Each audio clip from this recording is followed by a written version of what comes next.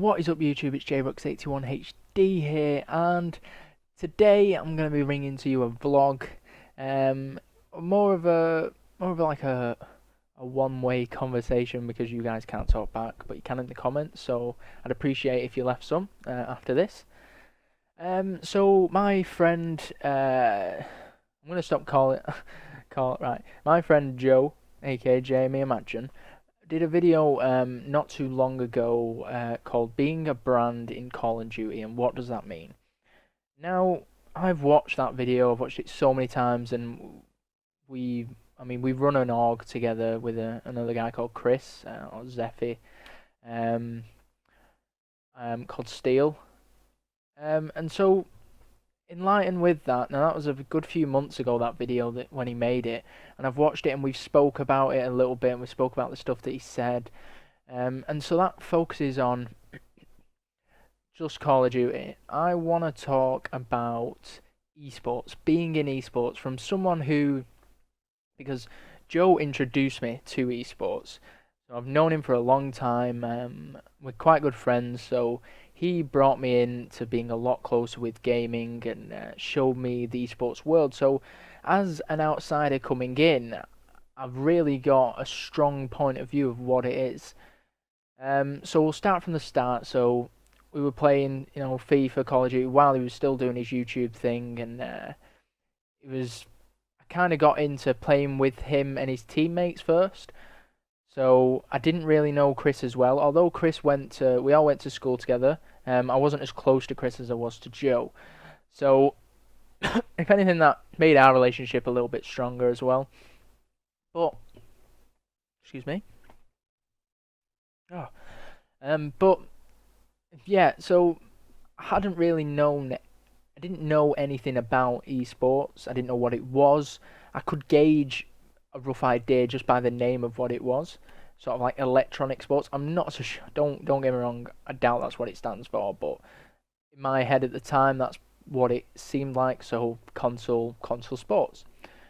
So it's amazing that how hidden that world was from me. I didn't know that that was a thing. I didn't know you could win money. I didn't know you could go to competitions and tournaments and play games.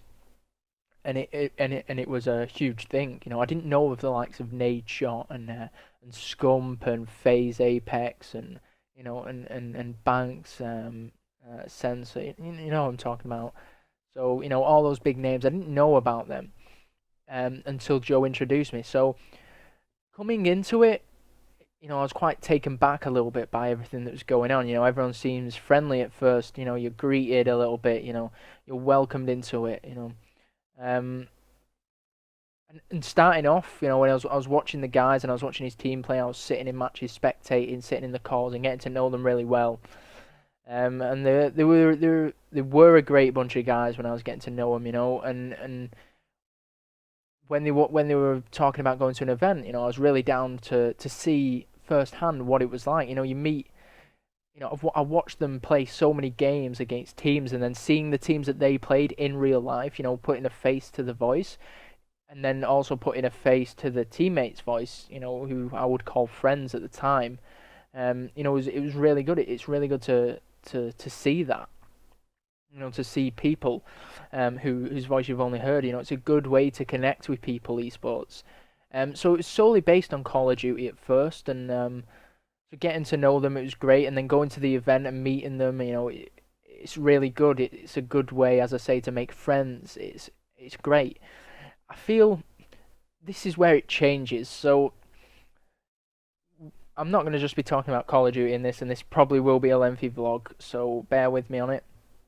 I'm going to try and keep it raw.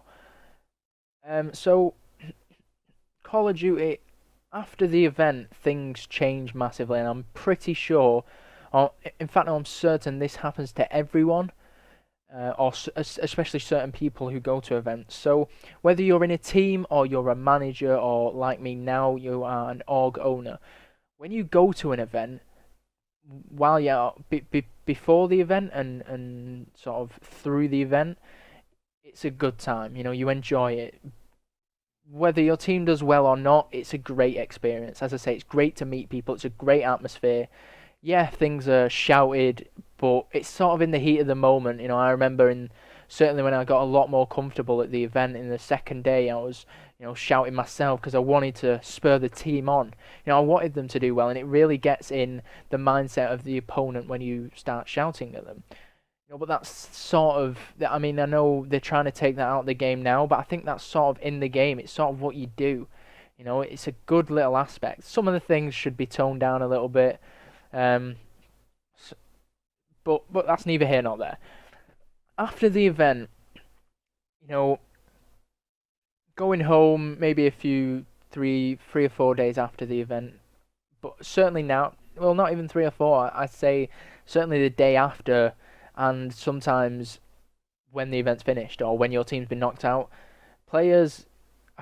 I know a lot of people use this word, so I'm going to use it so you understand what I'm talking about. Players get salty, so they'll get if your team has done bad, say you've got a top 24 placement, and you were pretty disappointed with that placement, but it was your first event, and then you decide to leave your team, some people, now I think that's a stupid decision. After that's happened, people tend to go, oh, the chemistry wasn't great. I didn't like such and such a person. And to put it bluntly, I think it's bullshit. I think people are trying to get an easy way out because they think they're better than the team. Now, being around this, now there was a time when I thought I could be a player, and don't get me wrong, I know now that that's not for me. I don't want to be involved in it so far as to be a player because it's too much hard work. I've seen so much up to now where players will have a team and a player will argue and then they'll want to leave and they'll split up and then the next day they'll be back together and they'll be finding someone else the next day and recruiting someone the next day after that and then they'll revert back to the original team and it shouldn't happen. If you're the game, don't get me wrong, the game is based on a relationship between four players. So if you don't get on with them, it's not going to work. But if three players get on with each other, and two of those three get on with the fourth player, but one of them doesn't, why should you split up? Surely you're not seeing this player every day. You're only hearing him, you're only playing with him on a computer. But if the team works well, just one person doesn't get on well with the other one, this other person, the fourth person, might not have a problem with him or her, but this guy just doesn't like him, or she doesn't like him, or she doesn't like her. It's like, why do you have to split up? Why do you have to leave? Why do you have to give up that good chemistry that you have? Why do you have to make it difficult for people?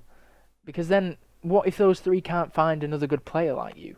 What if someone doesn't quite fit? What if you can't find somewhere else? Why would they want to then why would they want to then take you back? Because you've disrespected them, you've left. So I kind of don't understand why people do that. Why people leave after an event. So it's your first event and you place top 24 and you're not happy with that. Work on that with the team that you placed with. Because if you go to an event and you manage to get all that way with that team, why leave 2 days afterwards? Like, what's the point? You've spent so many months with the four, or the other three that you were with. Yet after one day, just because you didn't get the placement that you wanted, you're going to leave? Now, that's what I don't understand.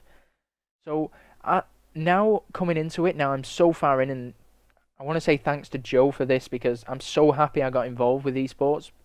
And certainly, I know now, at the moment, we're quite heavily invested in Call of Duty. And this is where I'm moving on now from Call of Duty after that rant. And don't get me wrong, that wasn't aimed at anyone. That was from personal experience, from what I've seen. I've seen it happen to so many people. But well, before I move on, actually, attitudes as well. The way you present yourself, and I know Joe mentioned this in his video, the way you present yourself as a brand, as a sole person, you're trying to sell yourself to other teams.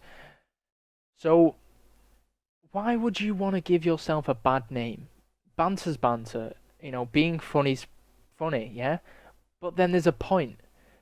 Don't slag other people off don't cause offense to other people because this will stay with you for a long time.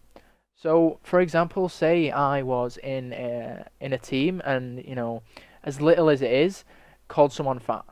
You know, that could get to someone. There's people all over the world that commit suicide just for that one thing. And you're thinking, well, that's silly. It is, but it's an issue for some people. And I think people forget that because of the age of esports, and it's not just Call of Duty. I've seen a lot of games that have a lot of teams where they're a low age, especially Call of Duty, because Call of Duty in the EU or in the UK is the majority of which the age limit is so short. And I think I'm happy that it's probably going to change in Black Ops, and certainly at events. I know they've just things like Am2 Pro, you can still have a consent form and things like that, but I do think the majority of teams will be 18 plus, which is a good thing because I think attitudes are key. Don't get me wrong, there's a lot of under 18s that have good attitudes because we've had a fair few of them in Steel, and we've still got some of them now, and they're all great guys and gals. But why damage your reputation? Calling someone fat, they then take offense to that, and they tell the team, and then you're out of the team, and then they tell everyone they know. And then, when you're trying to approach other teams, it doesn't make yourself look good. A team could want good chemistry. You could try for a trial for a team, and you could have great chemistry. You could get on well, but then they'll turn around and say, "Well, your attitude's terrible because you call people names and it's affected someone." And people don't think about this, and it's real shame because I know I've seen so many players that can get really far and do really well in esports and can play for big teams, but people don't look out for that anymore. Attitudes, it's a big factor, and as an org, now we've been through the cycle, we've been through all that where people's attitudes haven't been good, and teams have said, let's bring this player in, and their attitude's been horrible. We now look at that, and so yeah, now speaking from an org owner's point of view and being the owner of Steel, we're a great org, and I know that next year will be our year. We will make movements, we will make progress. Starting off this year has been rough, purely because of Call of Duty. We're only known for Call of Duty. It's hard for us to branch out to other games because we don't know other players. We've got a CSGO team, great. We're looking at Hearthstone and Heroes of the Storm players, great. But branching out into looking into, there's a difference between looking into and having. It's so hard when you don't play the game to find players. So for us, getting those players is hard. Call of Duty, getting players is easy. But people expect so much so quickly. I've had so many teams say, what can you offer us? Well, what can you offer us? Are you going to go to an event and place top 24? Because if you are, I've got teams that can do that for free. If you want funding and you want, there's orgs out there that offer, will say, we'll offer you a jersey, we'll offer you GFX. Well, great, but that team's not going to get you anywhere. So you're losing money. So, as a team, in an ideal world, I want people to come to me and say, I want the 4 players to come to me and say, look, we've been together for a year. Great. I don't want a team that's been together for a week asking me what I can offer them. That's not going to work. I'm not going to offer you anything. I don't care if one player's reached the final of Gfinity. The other 3 could finish last in Am2 Pro. How does that make it meaningful for me to give you my money? It doesn't make sense. So, why do people feel necessary? So many people have come up to me and said, what can you offer us? So, me giving you a jersey and some GFX and bear in mind the GFX comes from our artists, our designers that are putting their own time. We're paying them in our own way, and they're doing stuff for you. Okay, so they're putting our time essentially into you, and we're putting our time and our money into you. So why would I want a top 24 placement in return for that? You know? So, especially first events when people come up to you, and we certainly ask a lot now, what are your past experiences? And then they'll say, um, oh, well, I've not been to a LAN yet, but my mate has. Is your mate in the team? No, he's not, but he's told me it's easy. No, that doesn't work like that. It really doesn't. And so, you know, I, I've had, it frustrates me so much because I didn't know this world exists and now I'm in it, and the attitudes that people have is just disgusting. Would you go up to someone and say, somebody you didn't know, you've never met before in person ever, can I have a tenner because I think I'm going to win the lottery? Just put it on. I'm pretty sure I might win it. You just wouldn't do it. Why would you do it? Or certainly being the giver. If someone came up to me like that, or someone came up to you and said, can I have £10 for the lottery? You wouldn't give it them. You would not give it them. On the other hand, if I was in the casino with Joe, take Joe for example, he's a lucky bugger in the casino. If he said to me, give me £10 and I'll turn this into 20. But I've known him for a long time. But if I'd seen his ratio of wins to losses and shown me this, like the statistics and the facts on what he's done and if he will turn it into, then yeah, I would give it him because I'd have confidence and I'd know from his past records that he could probably win me that money, and I'm more likely to get that money back. And if he loses it, he loses it. But he's not a stranger. I know that in his pocket somewhere is that £10. I know that the ability for him to win is there because I've known him and I've seen it. So that's an example. And don't get me wrong, I know casinos are luck, but if you take luck out of that, then you'll understand what I mean. So, esports. I feel like this is a long one. We're running 17 minutes now, and I'm not even halfway through. So, esports is great. I love, as I say, I love being involved in it, and I love the first Am2 Pro event that I went to with the team. Then was Joe, Chris, Ben, Vepso, and Luke Bids. That was a great event. That was a great first event for me, and I know it was some of the guys' events as well. But after that event, when we came back, Bids and Vepso left. And we could understand why, Chris was working a lot and getting on was a bit of a ball ache sometimes. And if you're watching this, I don't want you to be pissed off with me. It's just what I can see. They've not progressed from that at all. They've not gone from us with a top 24 placement to then finishing, I don't know, top 8 straight after because they found a good team. They've not progressed from that yet. And I think they will.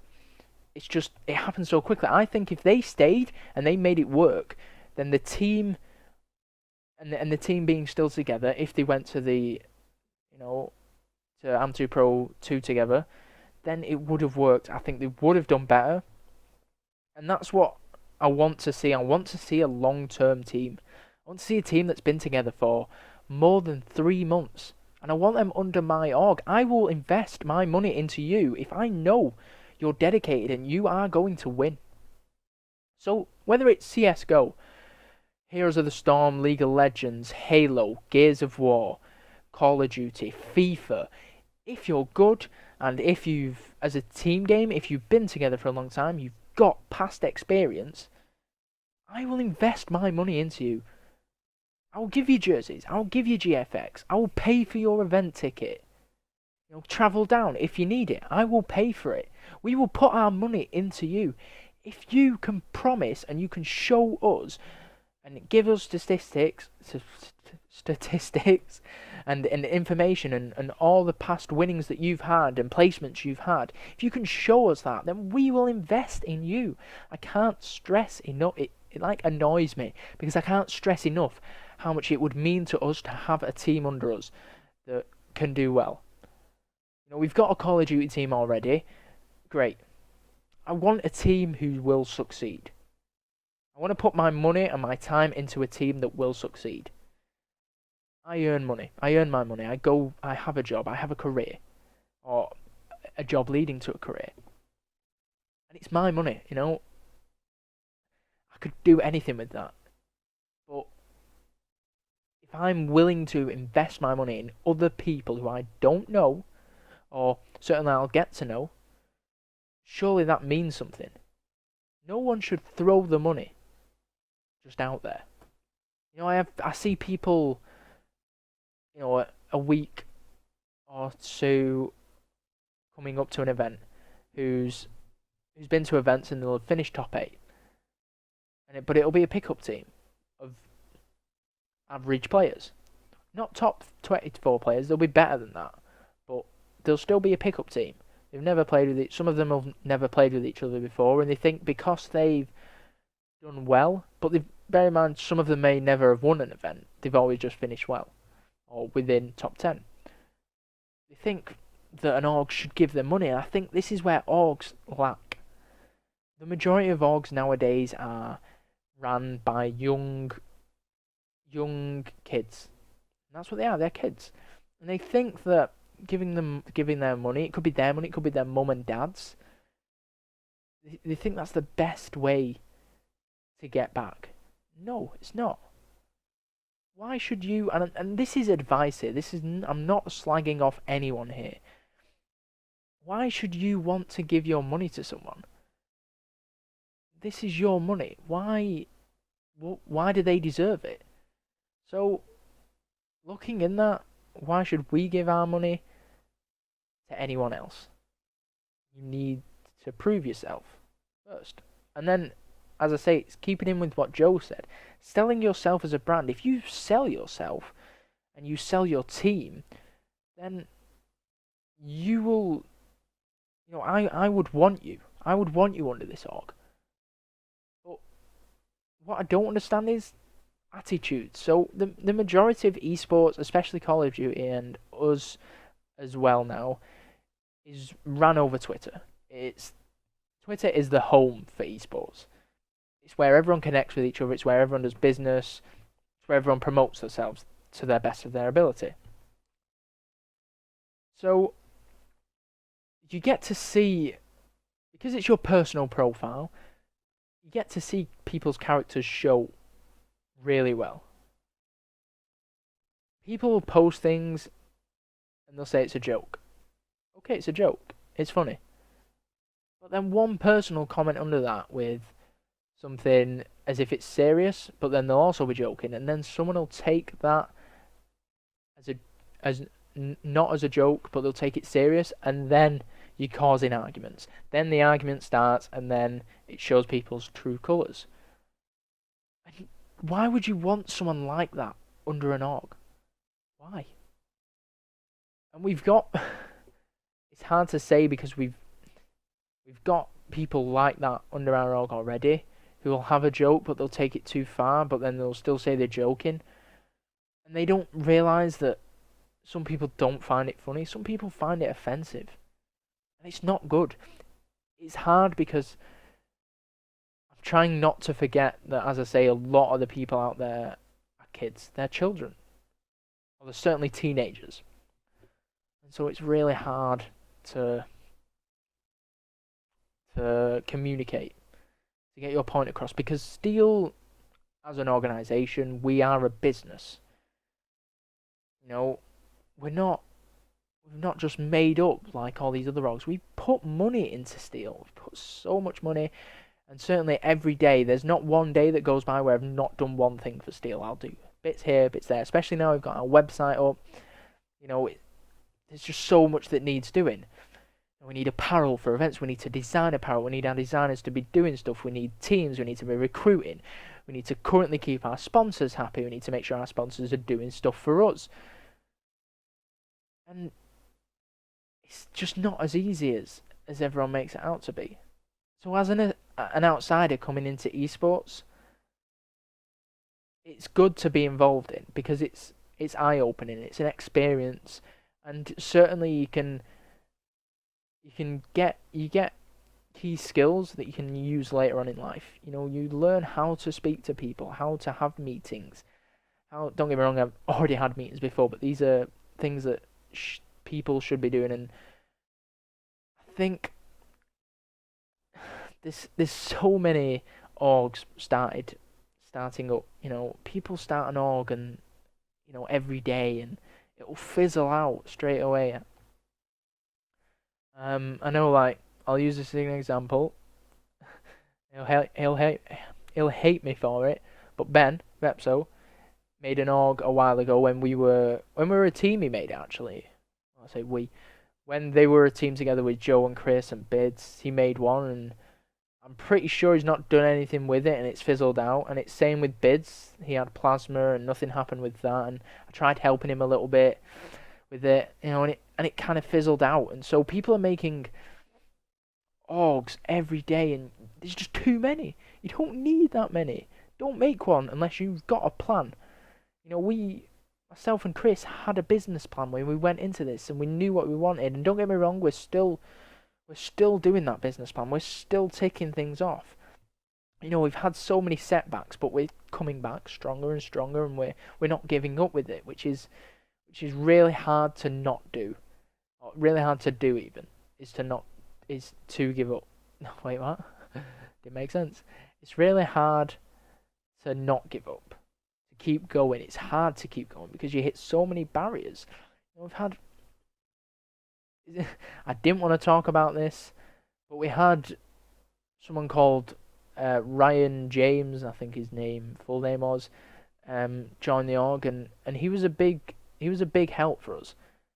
But we couldn't dedicate our time, and he was supposed to come in originally as a streamer, and then he stopped streaming, because he was saying, like, things were happening in his life and family, and that's fair enough, but as a business, you can't have that. So when he left, it was kind of a relief because we were able to do stuff then. We were able to not have an excuse from someone, but he also left kind of a gap because he did so much in the org, and this isn't me having a go at, if you're watching, Ryan, which I doubt you are, but this isn't me having a go at you, not at all, because I'm admitting, we'd welcome you back with open arms. You did so much for us, you built a YouTube team, and then slowly after you left, they left. But you can't have people in your org who do so much so quickly, but then as the weeks go by, they stop. Because it doesn't work like that. We need people to be doing stuff every single day, or certainly at least once a week. You need to be making progress with us. And so, to use that as an example, we've got someone under our org called Connor, and he is an inspiration because he does so much for us. He's our content writer, and that's it. But the time he puts in to writing our articles is incredible. He'll come to me and he'll say, "Am I alright to do a release of games that are coming out for November?" And I'll say yes, and then I'll look at it and I'll think, I'll look at it. Well, before I open it up, I'll expect it to be, maybe short, but it's so much information, and that's what I want to see. He puts in the work, and when he puts in, we will give back to him, because that's how a business works. You don't go and do work for a business but not get paid. No one does work for free, apart from charities, but you're still doing something. You're still getting back something. You're getting, people like to work for happiness. They're getting back pride. They're getting back people being happy, and that means a lot for someone, and that means a lot to us. We want to see people happy, and we want to see people happy in our org, but you need to be doing stuff for us in order for us to do stuff for you. Take a sip. think this will have to be continued another time. I'm getting too heated. But everything that I've said and everything that I've spoke about, I don't mean it to hurt anyone. You know, I've fallen out with a lot of people over esports because it's a horrible place to be in, but it's a great place. It's like a 70% great and 30% oh you want to kill people. So I've fallen out with Bids because of his attitude. But at the event that we went to, he was a great kid, and I loved getting to know him. You know, he was really funny, and we got on well. But it was afterwards. It was needless. The things that he said and the things that he said about my team, my friends. At the end of the day, these are my friends. You know, it was disgusting. Why would you say stuff like that? So, you know, I don't have bad blood towards anyone. You know, if I can speak to someone about stuff, then I'll speak to them. But this was not bad towards anyone at all. Bids, Vep, Joe, Chris, Ryan, again, everyone that was ever in Steel, anyone in the EU Call of Duty community, this is nothing towards you at all. And this is just those of names who I've mentioned, it was just to give, you know, if you're watching it, you know, you understand where I'm coming from with it. Yeah. It's been I didn't want it. I don't want it to be a depressing chat, but it is what it is. Esports. It's a good place to be in. It has its rough patches. It has its challenges, but it's a great place to be involved in. If you like the video, give it a like. Anything you want me to vlog on, speak about. I'm down to speak about subjects. I'm good with speaking about subjects. If you got anything you want to say about this, or certainly anything I've missed out, or anything you disagree on, do let me know. Because obviously I wanna get in contact with people. I wanna speak to people about this. Yeah, leave a like if you enjoyed it. Comment, subscribe if you're new. Peace out, guys.